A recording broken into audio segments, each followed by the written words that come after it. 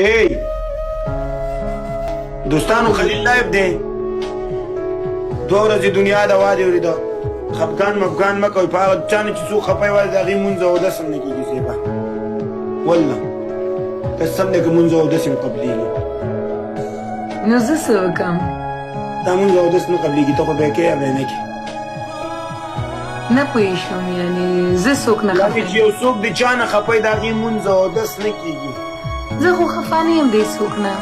یاس دقسې خبرې کوه یاس. ویلې زه څوک نه خفه یم. انکار یې کوم. دقسې خبره صحیح ده، زیبا نه ده خفه دوستانو. د ده مونځ او اودس قبلېږي، بیا خلیل خفه دی، خلیل باید راولو. نه ویلیولا زه تا ته یو خبرې وکړم. د څوک شخصي ژوند باندې ګوته مه وهه، دا سوشل میډیا یې. ویلیولا زه یو خبرې وکړم که نه چې صفا صفا خبرې پوه شوې. سوشل میډیا باندې ته هم راځې چې خاندې، زه هم راځم چې خاندم. چې یو شی تا ته نقص رسی که نه، یا تا ته یا تا فیملی ته نقص رسی یا څه شی، هغه زه نه غواړم. زه په سوشل میډیا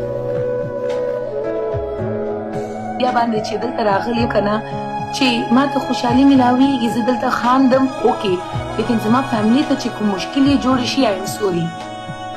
خبره ده پوه شوې. ستا فامیلي نه مخکې هلته باید چې دی واده د دې لمونځ او اودس قبول شي که نه. زه دې ته هم سوچ کوم زیبا.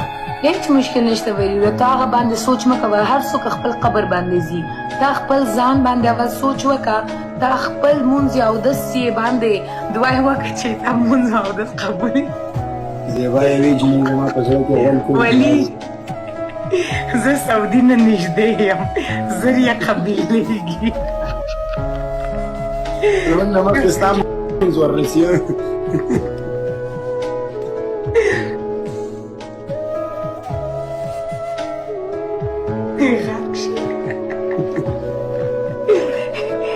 د یوروپ سعودي عربیا نه 5 شپږ غنټې